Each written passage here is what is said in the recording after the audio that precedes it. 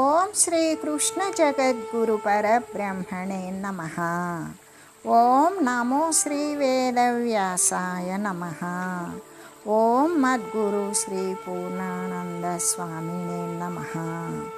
ఓం శుక్లాంబరధరం విష్ణుం శశివర్ణం చతుర్భుజం ప్రసన్నవదనం ధ్యాయేత్ సర్వవిఘ్నోపశాంతయే. ఓం వ్యాసాయ విష్ణురూపాయ వ్యాసరూపాయ విష్ణవే నమో వై బ్రహ్మనిధే వాసిష్ఠాయ నమో నమః. ఓం నారాయణం నమస్కృత్య నరం చైవ నరోత్తమం దేవీం సరస్వతీం వ్యాసం తతో జయముదీరయేత్. శ్రీ భగవద్గీత మోక్ష సన్యాస యోగము. అయితే స్వస్వరూప సాక్షాత్కారం జరిగేటువంటి సమయంలో కానీ, తన స్వరూపాన్ని తాను సందర్శించేటువంటి సమయంలో కానీ, లేకపోతే భగవంతుని యందు ఐక్యము చెందేటువంటి సమయంలో కానీ జీవుడు దుఃఖరాహిత్యాన్ని, అతి హర్షాన్ని పొందుతాడు. ఆనందాన్ని మాటి మాటికి అనుభవిస్తూ ఉంటాడు. దుఃఖముతో నిండిపోయినటువంటి ఈ సంసారమున మనుజునికి కావలసినది ఏమిటి అంటే ఆనందమే కదా, దుఃఖరాహిత్యమే కదా. అటువంటిది ఈ గీతాశాస్త్రం ద్వారా జీవునకు లభిస్తూ ఉన్నది. అయితే దుఃఖముతో నిండిపోయిన జీవునకు అనంతమైన ఆనందము గీతాశాస్త్రము ద్వారానే సంప్రాప్తిస్తూ ఉన్నది. అర్జునుడే ఇందులకు దృష్టాంతం కదా.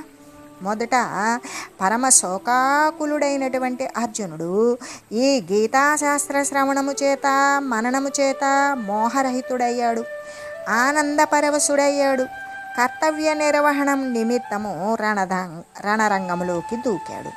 అలాగే సంజయుడు కూడా గీతా శ్రవణము, మననాల చేత మాటి మాటికి పరమ ఆనందాన్ని పొందుతూ ఉన్నాడు. ఈ ప్రకారంగానే ఈ గీతను వినడం చేత ఇద్దరూ కూడా వెంటనే పరమ ఆనందాన్ని పొందగలిగారు కదా. కాబట్టి ఆనందాన్ని కోరే ప్రతి మానవుడు కూడా, దుఃఖాన్ని నశింపజేసుకోవాలి అని కోరే ప్రతి వ్యక్తి కూడా ఈ గీతాశాస్త్రాన్ని తప్పకుండా చదవాలి. దానిని మననము, నిధిధ్యాసనములు చేయాలి. దుఃఖముతో నిండిపోయినటువంటి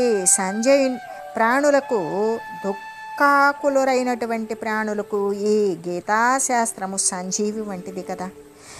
అసలు 1000 మాటలు ఎందుకు, సమస్త జీవులకు కూడా ఆనందాన్ని ఇచ్చేదే అయి ఉన్నది అని చెబుతూ, ఇందుకీ సంజయుని మాటలే కదా ఇందుకి కారణము కూడా అని చెబుతూ, కృష్ణార్జున సంవాద రూపమైనటువంటి ఈ గీతాశాస్త్రము మహాపుణ్యప్రదమైనది, అతి పావనమైనది, అద్భుతమైనది, ఆశ్చర్యజనకమైనది. అటువంటి గీతాశాస్త్రాన్ని విన్న తర్వాత ఆ వినినటువంటి అర్థాన్ని మాటి మాటికి గుర్తు చేసుకోవాలి. దానిని సాధనా క్రమంలో కొనసాగుతూ ఉండాలి.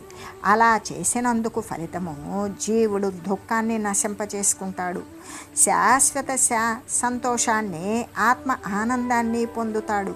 మాటి మాటికి సంతోష సముద్రమునందు ఓలలాడుతూ ఉంటాడు. అందుకు మరి దృష్టాంతము సంజీవుడే కదా అని చెబుతూ, భగవానునికి విశ్వరూపము తలుచుకొని పరమ ఆశ్చర్యం పొందుతూ ఉన్నాను అని సంజయుడు చెబుతున్నాడు కదా. ఓ ధృతరాష్ట్ర మహారాజా, శ్రీకృష్ణమూర్తి యొక్క మిగుల ఆశ్చర్యకరమైనటువంటి ఆ విశ్వరూపాన్ని తలుచుకొని నాకు మహా ఆశ్చర్యం కలుగుతూ ఉన్నది.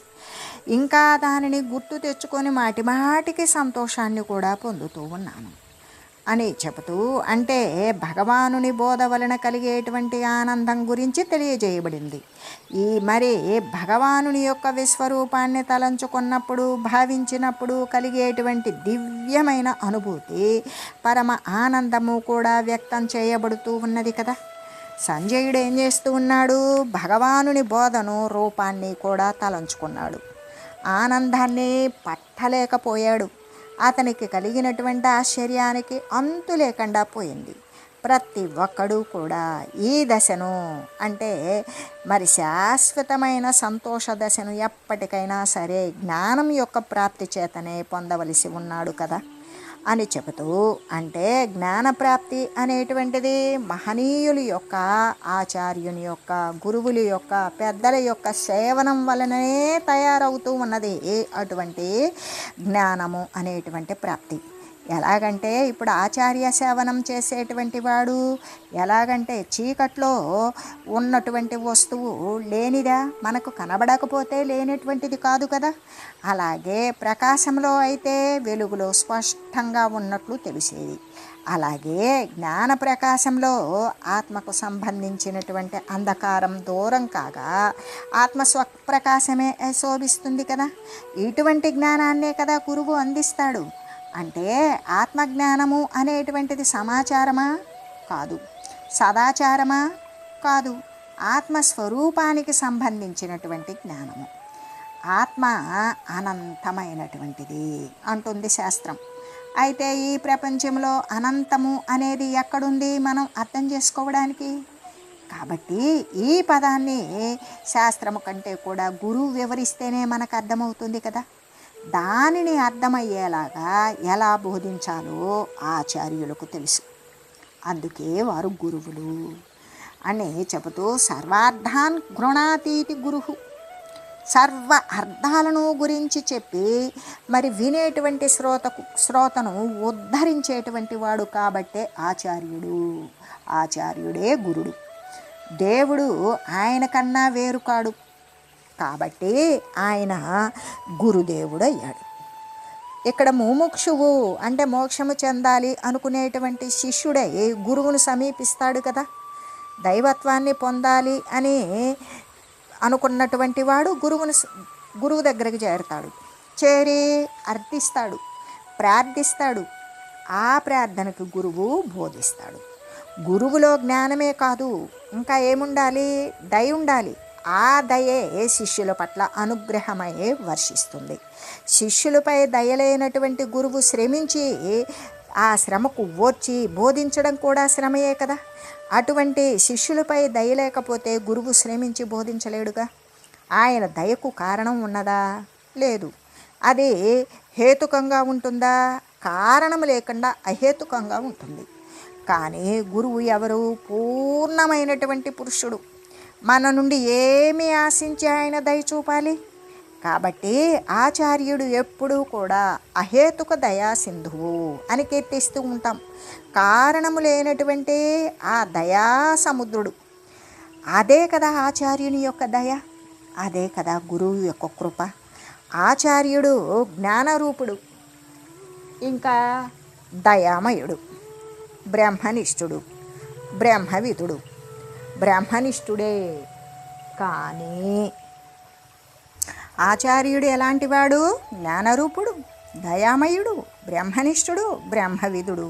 బ్రహ్మనిష్ఠుడే కానీ దయా గురుత్వము అనేటువంటి రెండు విశేషణాలు ఉపయోగించడం బ్రహ్మవిధుని యొక్క విషయంలోనే జరుగుతూ ఉంటుంది. ఎందుకంటే దయాళుం గురుం దయాసింధుత్వ గురుత్వే ఏతద్విశేషేణ ద్వయం యత్ర సంభవతి తం ఆహ బ్రహ్మం విదుత్తమః ఇతి. అంటే బ్రహ్మనిష్ఠుడు దయామయుడైనటువంటి గురుదేవుడు రాగద్వేషాల నుండి కూడా పూర్తిగా విడివడి ఉంటాడు. వారికి ఇష్టమని అయిష్టమని అనేటువంటివి ఏవి కూడా తీసుకోవలసినవి వదిలిపెట్టబడినవి ఏమీ ఉండవు. కాబట్టి ఆయన ఎలా ఉంటాడు? శాంతమూర్తి, ప్రశాంతమూర్తి. కాబట్టి గురు నిలయం ఎలా ఉంటుంది అంటే ప్రశాంతమైన సదనం. అందుకే గురువుని సేవించాలి. మన సేవలు గురువుకు అవసరమా అంటే కాదు. మనలో అహంకారం తలెత్తకుండా ఉండడానికే కదా గురు సేవ చేయాలి. అది ఎటువంటిది? అమృతమయం అంటే చావు లేనటువంటి దానితో నిండిపోయి ఉంటుంది. అటువంటి గురువును సమారాధ్య అంటే సమ్యక్ ఆరాధ్య ఇది అని కదా చక్కగా సేవించి ఆత్మస్వరూపాన్ని ఆ పవిత్ర సన్నిధిలోనే విచారం చేయాలి. అప్పుడు స్వరూపం మధ్య విచార్య అంటే తన స్వరూపాన్ని బుద్ధి చేత చింతన చేయాలి. ఇలా విచారించిన తర్వాత ఏ తత్వాన్నైతే తన స్వరూపంగా తెలుసుకుంటూ ఉన్నాడో అదే పరము, అదే నిత్యము, అదే బ్రహ్మము, అదే నువ్వు, అదే నేను. అయితే గురువులు బోధించవచ్చు కానీ బోధించేవారంతా కూడా గురువులు కారు. గురువులు బోధించేనా కూడా వినేవారందరూ కూడా శిష్యులు కారు. ఎందుకు అంటే వినేవారు శ్రోతలు కూడా కావచ్చు, శిష్యులు కూడా శ్రోతలే, కానీ శ్రోతలందరూ శిష్యులు కారుగా. అంటే శిష్యులకే ఆచార్యుడు గురువు అవుతాడు. తన బిడ్డలకు వ్యక్తి తండ్రి అవుతాడు. ఎందుకు? తన బిడ్డలకే ఆ వ్యక్తి తండ్రి అవుతాడు. కానీ ఉపాధ్యాయుడు కూడా విద్యార్థులను తండ్రిలాగా చూసుకోవచ్చు, కానీ వాస్తవానికి వారు తన బిడ్డలు కారు, బిడ్డల లాంటి వారు కావచ్చు. అలాగే గురు శిష్యుల మధ్య ఉండేది కూడా అజ్ఞాన బంధం కానే కాదు, పవిత్రమైనటువంటి సంబంధం. అది ఇరువురిలో కూడా స్పష్టంగా తెలుస్తుంది. బోధించటంలో గురువులో పవిత్రత తెలుస్తుంది, సేవించడంలో శిష్యునిలో స్పష్టంగా కనిపిస్తుంది. గురు సేవలో ఉన్నాం, ఆచార్యుని సేవలో తరించిపోతున్నాం అని అందరూ అంటూ ఉంటారు. కానీ దీనికి కొలతబద్ద ఎక్కడన్నా ఉన్నదా? ఎవరికి వారే ప్రమాణం, ఎవరి మనసు వారికే కొలతబద్ద. ఎందుకంటే గురువు బోధించినటువంటి విషయం మనందరికీ కూడా చక్కగా అర్థమై ఉండాలి. అదే రజోగుణంతో కూడుకొని కోరికలతో రాతి బండలా ఉన్నటువంటి మనస్సు కూడా గురువు యొక్క బోధతోటి వెన్నలాగా మెత్తబడిపోవాలి. ఈ రెండూ కూడా ఎవరికి వారిలో గోచరించగలిగితే తాము చేస్తూ ఉన్నటువంటి గురుసేవ దారి తప్పటం లేదు అని కూడా గుర్తుంచుకోవచ్చు. ఏది ఏమైనప్పటికీ కూడా గురుసేవ అనేటువంటిది మనల్ని మనం ఉద్ధరించుకోవడానికే కానీ గురువుకు సేవ చేశాము అనేటువంటి అహంకారాన్ని పెంచుకునేటందుకు మాత్రం కాదు అనేది శిష్యులైనటువంటి ముముక్షువులైనటువంటి సాధకులు గుర్తుంచుకోవలసినటువంటి విషయం కదా. ఎలాగంటే చంద్రుని నుండి వెన్నెల చక్కని కాంతి విరబూసినట్లుగానే మహాత్ముల నుండి, మహనీయుల నుండి, పెద్దల నుండి, సజ్జనుల నుండి, గురువుల నుండి కూడా విజ్ఞానం అనేటువంటిది విరజిమ్మబడుతుంది. అందుకే అది వేదాంత వెన్నెల అయ్యింది. ఎందుకంటే చంద్రుడు శరీరాలను చల్లబరిస్తే గురుచంద్రుడు మనస్సులను చల్లబరుస్తూ ఉంటాడు. అంటే సంజయుడు భగవంతుని యొక్క బోధను రూపాన్ని తలంచుకొని ఆనందాన్ని పట్టలేకపోతున్నాడు కదా. అతనికి కలిగినటువంటి ఆశ్చర్యానికి అంతు లేకుండా ఉన్నది. ప్రతి ఒక్కడూ కూడా ఈ దశను, అతిహర్ష దశను ఎప్పటికైనా సరే పొందవలసే ఉన్నాడు. దేని ద్వారా? జ్ఞానప్రాప్తి ద్వారా. జ్ఞానప్రాప్తి సద్గురువుని యొక్క అనుగ్రహ చేత మాత్రమే, ఆ దయారసమైనటువంటి ఆ జ్ఞానబోధ చేత మాత్రమే జ్ఞానప్రాప్తి అనేటువంటిది పొందవలసి ఉన్నాడు. అంటే అస్థిరమైనటువంటి ప్రాపంచికమైనటువంటి భావనను వదిలివేసి శాశ్వతమైనటువంటి భగవత్ స్వరూపాన్ని చింతించేటప్పుడు కొందరు ఆనందాన్ని పట్టలేక చిందులు దొక్కుతూ ఉంటారు. కొందరైతే వెలుగెత్తి గానం చేస్తూ ఉంటారు. మరికొందరు ఆనంద పార్వస్యం చేత నృత్యం చేస్తూ ఉంటారు. అంటే తమ తనువులను తాము మరిచిపోతారు, తన్మయత్వంతో నిండిపోతారు. ఇవన్నీ కూడా అతిహర్షానికి గుర్తులే కదా. అలాగే సంజయునికి కూడా ఈ భగవద్గీత శ్రవణము తర్వాత విశ్వరూప సందర్శనము అనేటువంటి దానిని దర్శించిన తర్వాత తన యొక్క శరీరము, మనసుకు కూడా అటువంటి మహత్వ కూడినటువంటి మహదానందమే కలిగింది. ఆ విషయాన్నే ఆయన ధృతరాష్ట్రునికి తెలియజేశాడు అని చెబుతూ, భగవానుని యొక్క విశ్వరూపం ఎలాంటిది అంటే అత్యద్భుతమైనది. దానిని తలచుకున్నప్పుడల్లా సంజయునికి ఎటువంటి అనుభవం కలిగింది అంటే మహదాశ్చర్యం కలిగింది, పరమ ఆనందం కలిగింది అని చెబుతూ, ఈ శ్రీకృష్ణుడు అర్జునుడు ఉండేటువంటి చోట విజయము, ఐశ్వర్యము, సంపద మొదలైనటువంటి శుభలక్షణాలన్నీ కూడా, మంగళకరమైనటువంటి కార్యాలన్నీ కూడా వెలయుచూ ఉంటాయి అని సంజయుడు తెలియజేస్తూ, యత్ర యోగేశ్వరః కృష్ణో యత్ర పార్థో ధనుర్ధరః తత్ర శ్రీర్విజయో భూతి ధ్రువానేతిర్మతిర్మమ. యత్ర యోగేశ్వరః కృష్ణో యత్ర పార్థో ధనుర్ధరః తత్ర శ్రీర్విజయో భూతి ధ్రువానేతిర్మతిర్మమ. యత్ర యోగేశ్వరః కృష్ణో యత్ర పార్థో ధనుర్ధరః తత్ర శ్రీర్విజయో భూతి ధ్రువా నీతిర్మతిర్మమ.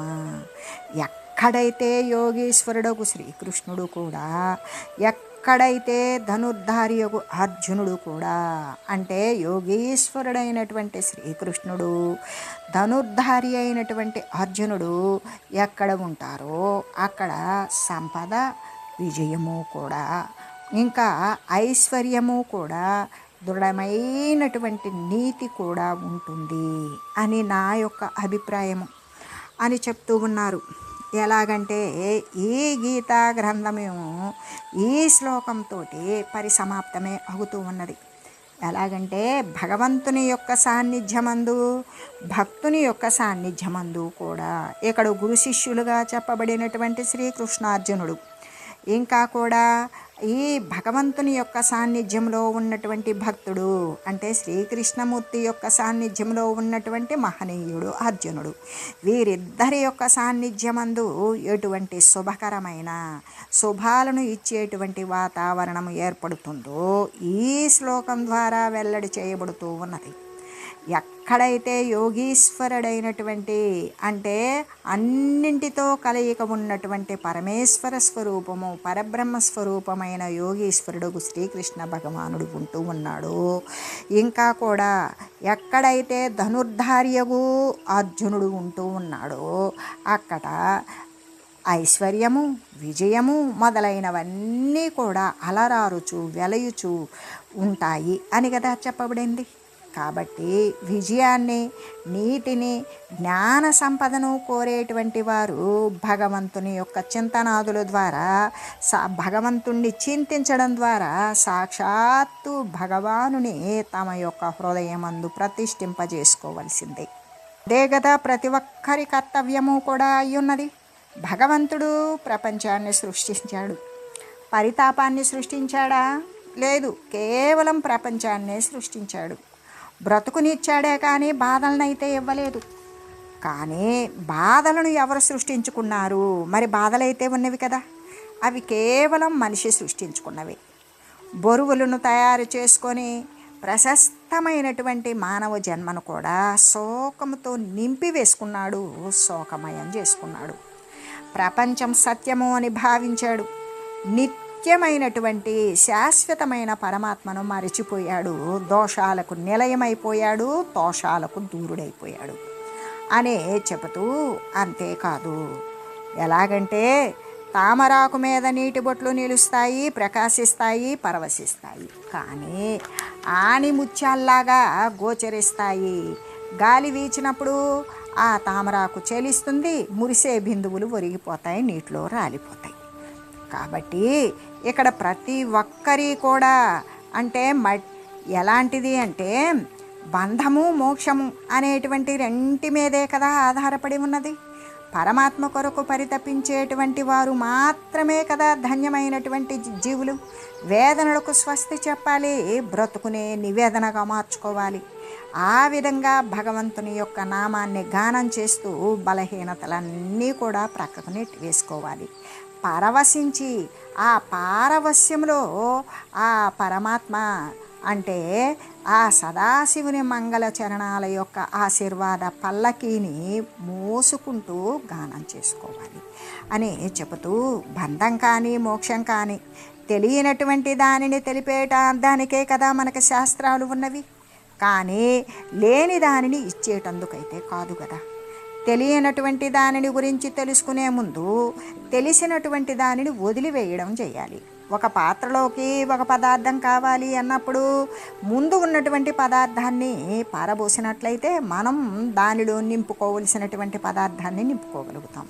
కాబట్టి కల్పించినటువంటి భావాలన్నీ కరిగిపోతే తప్ప జ్ఞాన వెలుగు అనేటువంటిది మన యొక్క ఆంతర్యంలో ప్రసరించదు. కాబట్టి ప్రతి మనిషి మనసు కూడా ఒక భయంకరమైనటువంటి భావాలకు పుట్టినిల్లు. దాని నుండి ఇష్టము అయిష్టముతో కూడినటువంటి రాగద్వేష కోరలను చాస్తూ అహంకారము అనబడేటువంటి సర్పం బుసలు కొడుతూ ఉంటుంది. ఇవన్నీ తొలగిపోతేనే కదా వైభవం. వాస్తవానికి ఇక్కడ నీకు ఏదన్నా పోతుందా అంటే అంతా దొరికేదే.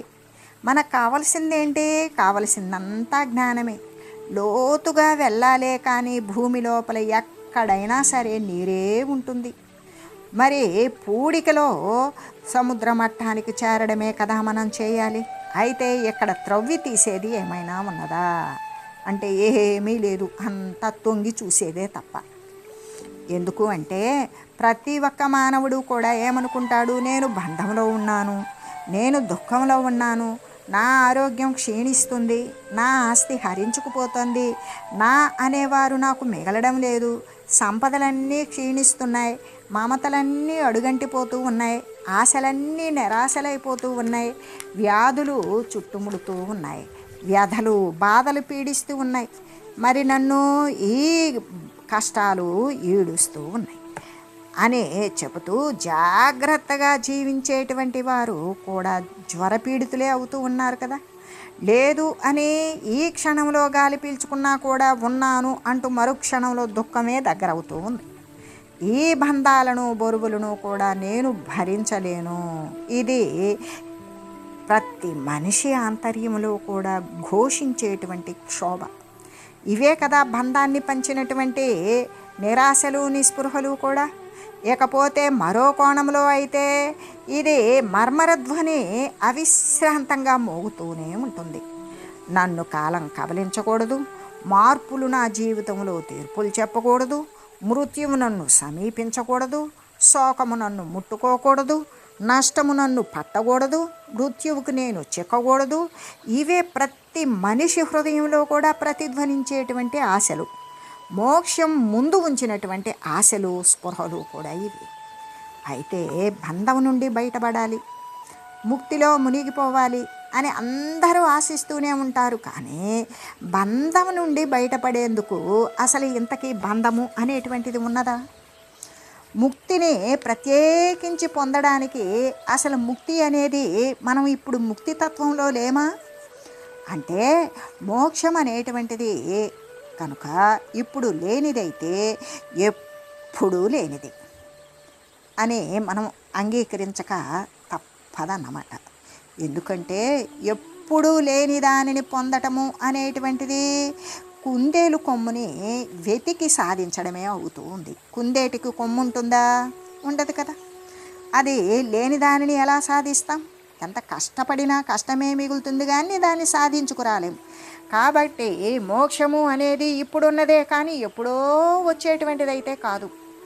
మరొక జ్ఞానం మీద ఆధారపడి కూడా ఆత్మజ్ఞానము అనేటువంటిది ప్రాప్తించదు. అసలు ఆత్మజ్ఞానము అనేది మరొక దాని జ్ఞానము వలన కలిగేటువంటిదా? కానే కాదు. ఎందుకంటే జ్ఞానమే కదా దాని యొక్క స్వరూపమై ఉన్నందున అన్నారు కేన భాష్యంలో శ్రీ శంకర స్వామి వారు.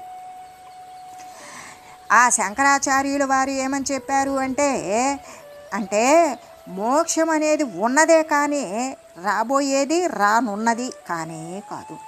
మోక్షం ఉన్నదే అయినప్పుడు బంధము అనేది మళ్ళీ ఇంకెక్కడి నుండి వచ్చింది? లేదు కదా.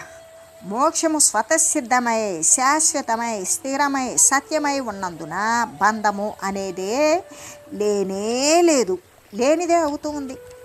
లేని బంధాన్ని దుఃఖాన్ని, లేని బంధం దుఃఖాన్ని ఎలా దించుతుంది? బంధమే లేకపోతే మోక్షం మాత్రం ఎందుకు కోరుకోవాలి మనం? బంధం ఉన్నట్లు భావిస్తున్నావు కాబట్టి నువ్వు మోక్షాన్ని కోరుతూ ఉన్నావు. బంధము భావనే అని తెలిసినప్పుడు భావనా బంధం నుండి విడిపోవడమే కదా మోక్షము అవుతూ ఉన్నది. కాబట్టి మోక్షం అనేది ప్రత్యేకంగా పొందదగినది కాలేదు. ఎందుకు? కల్పించుకొనినటువంటి బంధం ఏదైతే ఉన్నదో అది విచారణ వల్ల తొలగిపోతుంది కదా. ముక్తి అనేది వచ్చేదా అంటే వచ్చేది కాదు. ఇక్కడ బంధ భావన పోవడమే ముక్తి అనేది. అజ్ఞానం వలన అవిద్య వలన ఏర్పడినటువంటి బంధభావన దేని వలన తొలగుతుంది?